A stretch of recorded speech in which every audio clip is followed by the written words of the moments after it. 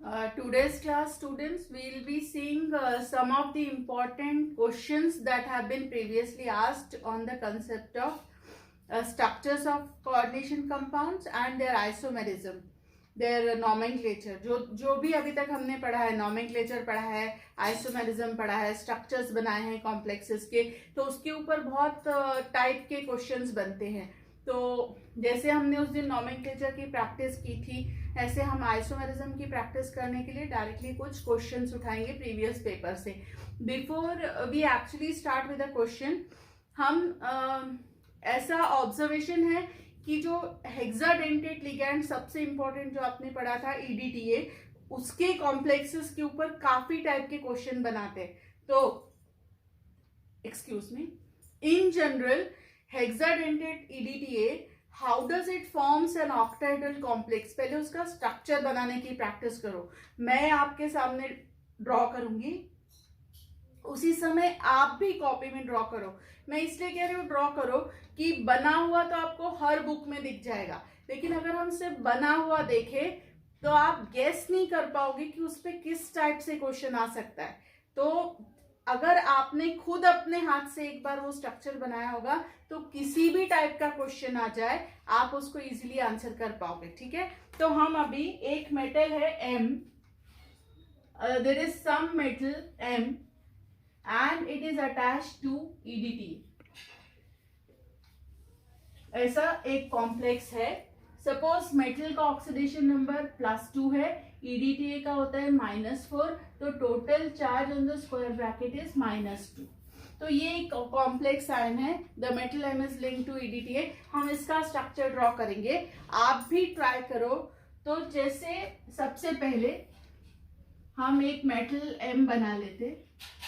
This is the metal M, square ही बनाते, जिसके ये तो 4 स्क्वायर प्लेनर पोजीशंस हो गए. ठीक है, एक पोजीशन ऊपर और एक पोजीशन नीचे, ऐसे 6 octahedral positions around central metal ion are present. I am rubbing off these lines, I am helping you to draw the structure. और आप प्लीज सिर्फ मेरा स्ट्रक्चर बना के देखने से आपको इसके आंसर्स नहीं आएंगे, क्योंकि क्वेश्चंस हर बार वेरी होते हैं. लेकिन EDTA पे कॉम्प्लेक्सेस पे बहुत टाइप के क्वेश्चंस बनते हैं, तो आप खुद ये स्ट्रक्चर मेरे साथ बनाने की कोशिश करोगे. ठीक है, अब हमारा EDTA कैसा होता है.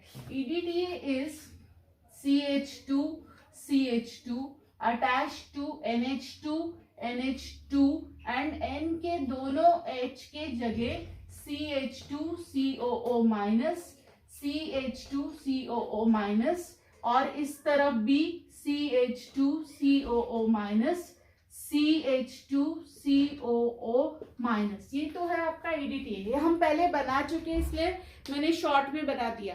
But to remind you again, this is ethylene, this is diamine, क्योंकि ये NH2 NH2 थे. बट अब ये इथिलीन डायअमीन टेट्रा एसीटेट है, इसलिए इसमें 4 एसीटेट ग्रुप है.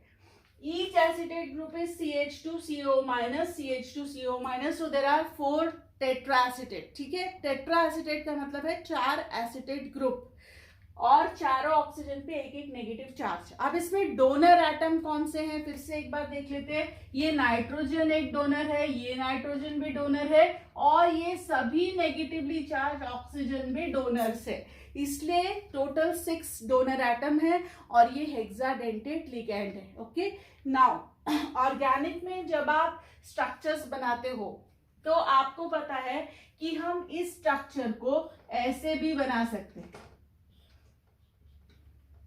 ये जो है ये दोनों CH2 ग्रुप हो गए, CH2 CH2 N N, and what is attached next to CH2 is another CH2 and a COO negative, another CH2 and a COO negative.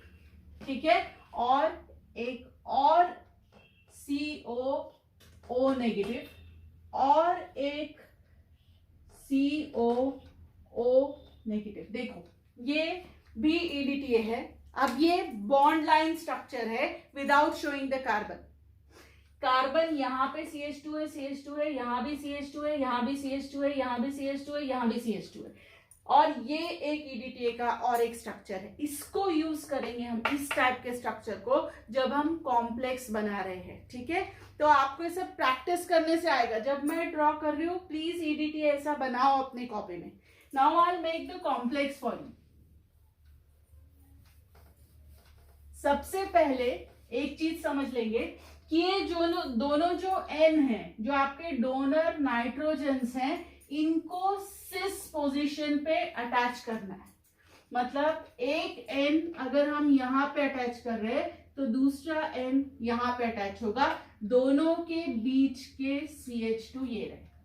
Is it okay? इतना structure हमने बना लिया। N एंड अनदर N, दूसरा N कहाँ है? हाँ, एक N, दूसरा N और बीच के दोनों CH2, ये इतना हम बना चुके। अब ये जो बाकी के पोजीशंस है बचे 4, इन सब पे ऑक्सीजन जाएगा थ्रू ईच N। एक N के ऊपर 2 ऐसे कार्बन अटैच्ड है जिनके पास ऑक्सीजन है। तो पहले ये वाले N के बना लेते हैं। कैसे? पहले एक CH2 ये रहा, इसके बाद CO और फिर O माइनस, वो हो गया, थोड़ा सा कैरी करके यहाँ तक ले आते, O माइनस, यहाँ का डोनर। Is it okay? ये N से एक CH2 फिर COO माइनस, ऐसे ही है। ये N से एक CH2 यहाँ पे, उसका C डबल बॉन्ड O और उसका O माइनस, ये पोजीशन जब बन जाएगा तब आपको कॉम्प्लिकेटेड दिखेगा, इसलिए स्टेप में आपके सामने बना रही हूं। तो ये हो गया बेसिक CH2, फिर CH2CO minus, CH2CO minus, 2 position इस नाइट्रोजन ने अपने ऑक्सीजन उस तरफ दे दिया। अब इस नाइट्रोजन की बनाएंगे। अब हमारे पास ये 2 पोजीशन बचे। I am rubbing off this portion to help you understand. अब इस नाइट्रोजन का CH2, फिर इसका C डबल बॉन्ड O और फिर O माइनस। ठीक है, फिर इसी नाइट्रोजन से एक और CH2, फिर C डबल बॉन्ड O और फिर O माइनस। ये है आपका EDTA का मेटल N के साथ complex ion. So this is the structure. अब स्ट्रक्चर तो एक बार जरूर बनाओ, क्योंकि they have varied questions like anything. I will tell you, there was a question asked in JEE main, in JEE advanced rather, JEE advanced पे question आया है। इसमें मैं क्वेश्चन लिख रही हूँ आपके लिए, शॉर्ट में लिख देती हूँ। वहां पे इंटीजर टाइप क्वेश्चन आते हैं आपको। इंटीजर टाइप क्वेश्चन में ये आया था, लेकिन सबको, जिन्होंने तो डायग्राम बनाया हुआ है पहले, उन्होंने तो 1 मिनट में आंसर कर दिया, लेकिन जिनको डायग्राम बनाना नहीं आता EDTA कॉम्प्लेक्स का, they were just confuse like anything. So I will give you the question, how many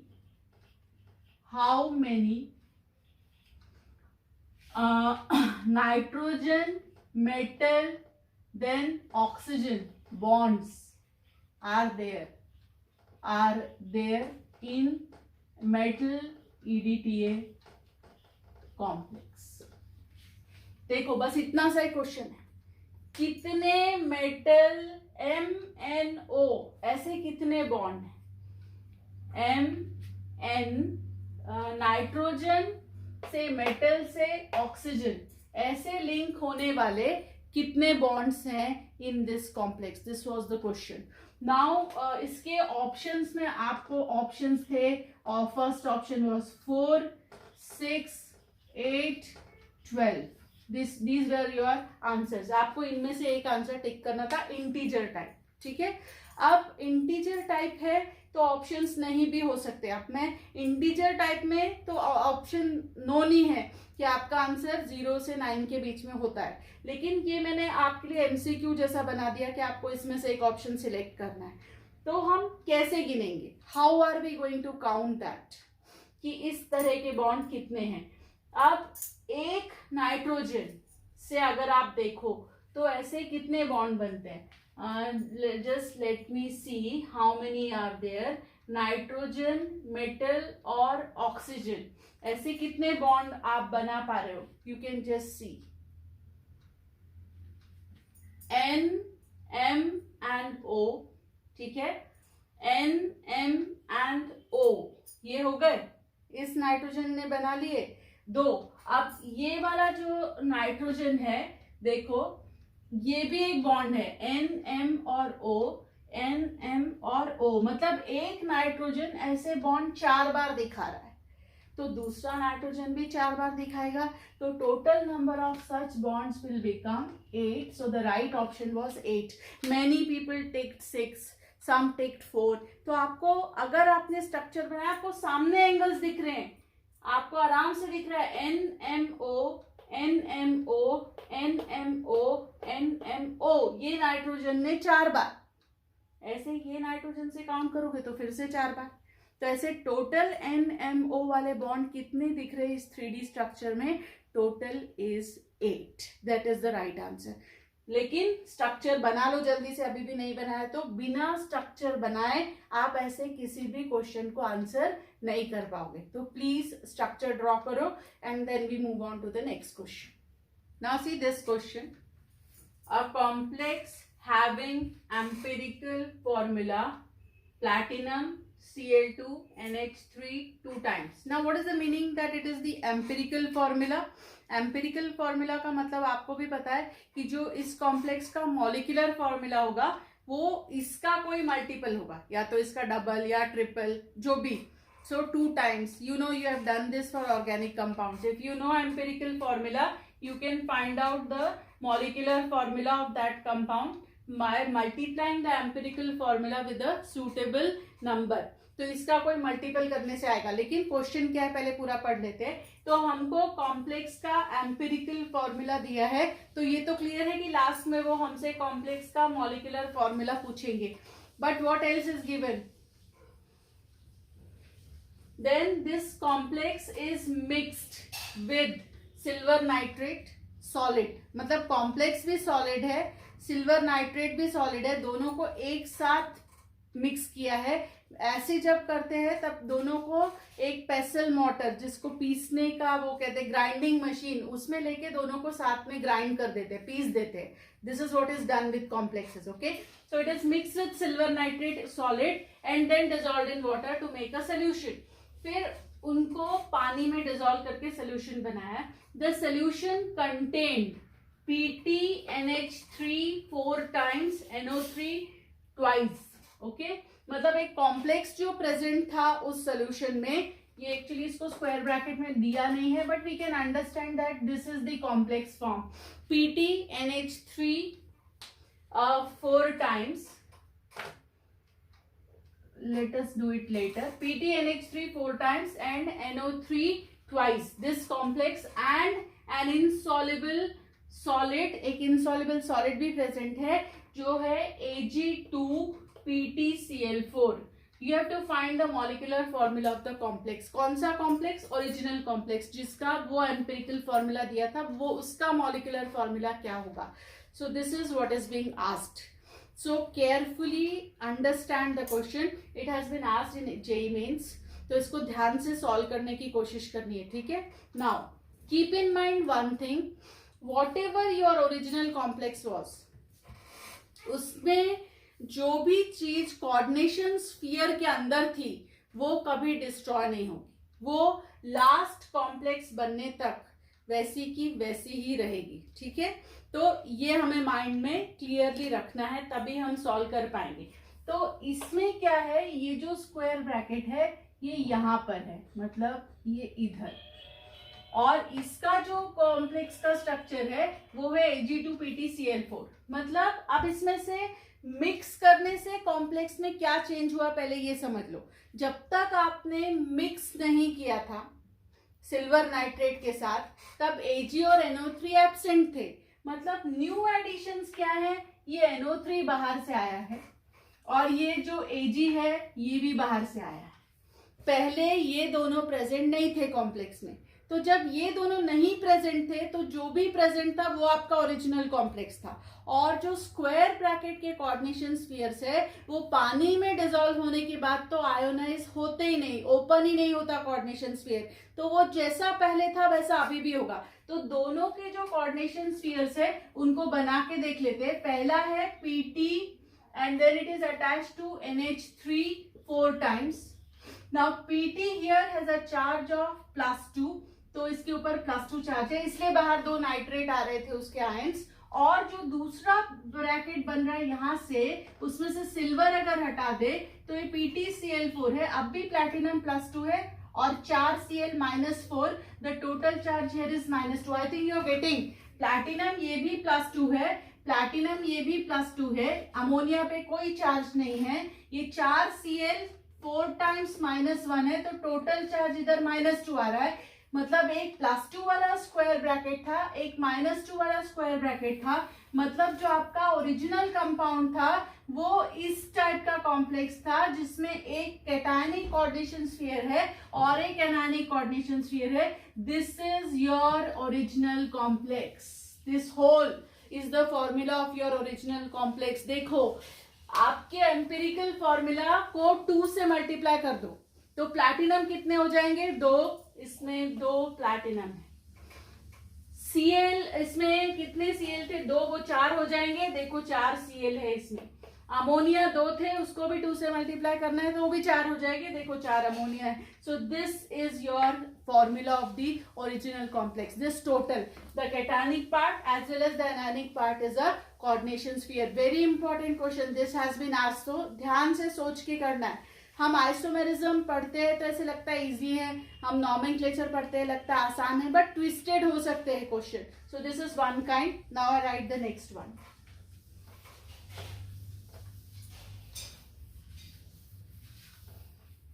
अब एक क्वेश्चन है जो थोड़ा सा अनएक्सपेक्टेड सा है, but this can also be asked.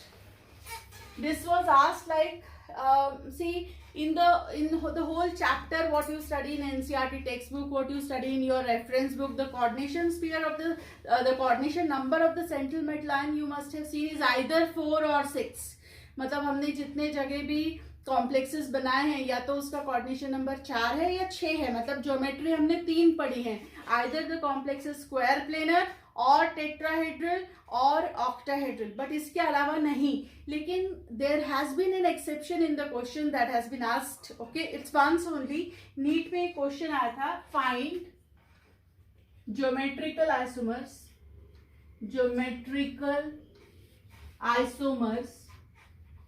Of complex Ma2B3. अब ये कॉम्प्लेक्स है, ज्योमेट्रिकल आइसोमर्स फाइंड करने. अभी जब आप अपना आइसोमेरिज्म वाला पूरा स्टडी कर चुके हो, अब आपको पता है कि हम ज्योमेट्रिकल आइसोमर्स कैसे बना रहे थे. But whatever examples we did were either for coordination number 4 और 6. यहाँ कोऑर्डिनेशन नंबर 5 है. M अटैच्ड है 3 B लिगैंड्स के साथ और 2 A लिगैंड के साथ. कोऑर्डिनेशन नंबर इज 5 और कोऑर्डिनेशन नंबर 5 के लिए एज सच आपने कुछ नहीं पढ़ा है, कोई स्ट्रक्चर नहीं. इसका मतलब है कि उसके कॉम्प्लेक्स बिल्कुल ही नहीं होते, ऐसा नहीं. There are some rare complexes with 5 coordination number also. When we study organometallics there also such examples will come. तो ये एक रेयरेस्ट काइंड ऑफ क्वेश्चन है, बट ये भी आया है, तो अच्छा है कि आप इसको ध्यान से समझ लो. Or those people who have a practice of drawing geometrical and optical isomers will not find it tough to answer such questions also. If you feel कि हम तो मग कर लेंगे, A2B2 होगा तो ऐसा, A2B2C2 वाला होगा तो इतने आइसोमर, ऐसे नहीं है. हर समय please keep a practice of drawing geometric. I told you in the video also कि जब आपसे ऑप्टिकल पे आइसोमर पूछते हैं, पहले ज्योमेट्रिकल बना लो और उसमें से देख लो कि कौन है जिसके पास सिमेट्री एलिमेंट्स नहीं है, वो ऑप्टिकली एक्टिव होगा. So we should be in a practice of drawing geometrical isomers of a given formula as many as possible. अगर हम ऐसा करेंगे तो हमें ऐसे सडनली भी इस टाइप का क्वेश्चन आएगा तो will not be surprised. Now will take use of your 11th class chemical bonding knowledge कि अगर किसी मेटल को 5 बॉन्ड बनाने हैं, you know coordinate bonds are similar to covalent bonds. They are covalent bonds rather, but that is also sharing a pair of electron. तो 5 covalent coordinate bond बनने वाले हैं. 5 के लिए आपने कितनी शेप्स पढ़ी है? आपने जब 11th क्लास में केमिकल बॉन्डिंग पढ़ा था, तो अगर एक मेटल को 5 बॉन्ड बनाने हैं, या तो वो एक ट्राइगोनल बाइपिरामिडल स्ट्रक्चर हो सकता है. जस्ट अ मिनट, ऐसा बना लेते, trigonal बायपिरामिड, 3 in 1 plane, 1 above the plane and 1 below the plane, या फिर वो स्क्वायर पिरामिड भी हो सकता है, स्क्वायर में 4 उसके प्लेन में, एक प्लेन के ऊपर, ये दोनों पॉसिबल केसेस है. अब हमें we are not given any knowledge about this also.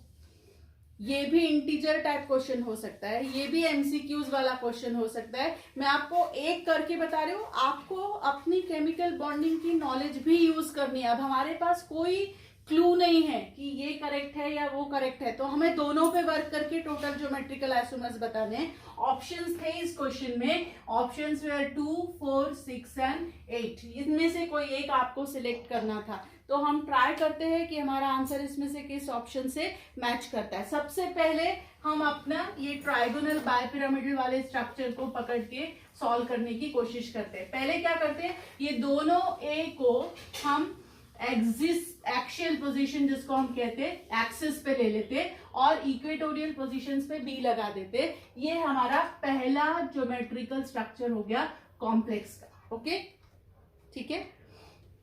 So this is one structure. Now what is, अब इसमें जो बी है वो तो एक दूसरे से एक्सचेंज नहीं हो सकते, so that kind of thing is ruled out. तो अब दूसरा स्ट्रक्चर जो हो सकता है ट्राइगोनल बायपिरामिड का, उसमें मेटल वही है, ये दोनों को हम बी बना देते. ओके, अगर ये दोनों बी हो गए तो ये ए और एक बी. अब आप ये वाले बी को इधर से कहीं भी एक्सचेंज करो, that is not going to make a new structure. मतलब अगर ये बी आप यहां लिख दो तो भी 2 एडजेसेंट ए होंगे और एक जगह पे बी होगा, so that is not a variation. तो एक ये हो गया जब दोनों बी. अब एक तीसरा वेरिएशन और पॉसिबल है कि आप ट्राइगोनल बायपिरामिड में एक एक्सियल पोजीशन एक को और एक बी को दे दो. ठीक है, अब आपके पास एक ए बचा है और 2 बी बचे. अब ये वाली चीज में भी आप यहां कोई वेरिएशन करके चेंजेस नहीं ला सकते. तो ट्राइगोनल बायपिरामिड में आप 3 तरह के ज्योमेट्रिकल आइसोमर्स बना सकते हो, 3. ओके, अब हम स्क्वायर पिरामिड में देखते हैं हम कितने बना सकते हैं. Let us see now in square pyramid. In square pyramid, this is the square. Now suppose this is A, so this is another A, rest are all B. ये एक स्ट्रक्चर हो गया. अब इसमें सब एक दूसरे को 90 डिग्री पे, every atom to the next atom is at 90 degree. ये A B को अपोजिट है और ये B को अपोजिट है. Now we'll try to modify the structure. In this modification, suppose ये दोनों जो A हैं हम इनको यहाँ पे एडजेसेंट कर देते हैं और ये दोनों B और यहाँ पे एक B. देखो, इज इट ओके? तो ये एक स्ट्रक्चर हो गया. मतलब पहले हमने यहाँ A लिया था, अब हमने यहाँ पे B ले लिया. अब इसी स्ट्रक्चर का एक और मॉडिफिकेशन हो सकता है कि हम ऊपर रहने दे एक B, लेकिन जो नीचे के A और B है वो एडजेसेंट के बजाय डायगोनल हो जाए. मतलब ऐसे A B B. अब इसके अलावा अगर आप कोई भी वेरिएशन आप करके देख लो, आप करने जाओगे तो इन्हीं में से कोई एक स्ट्रक्चर दोबारा आ जाएगा. तो 3 स्ट्रक्चर्स यहाँ भी पॉसिबल है. तो टोटल नंबर के स्ट्रक्चर हो गए 6. So the right option was 1, where 6 geometrical isomers are possible with this formula. Okay, there can be some easier questions also, but I am not taking. आपको book में भी लिख जाएंगे. ये सब वो थे जो थोड़े से हटके थे, जो डिफिकल्ट लग सकते हैं आपको. If you try these, you will be able to answer the easier versions of question. Okay.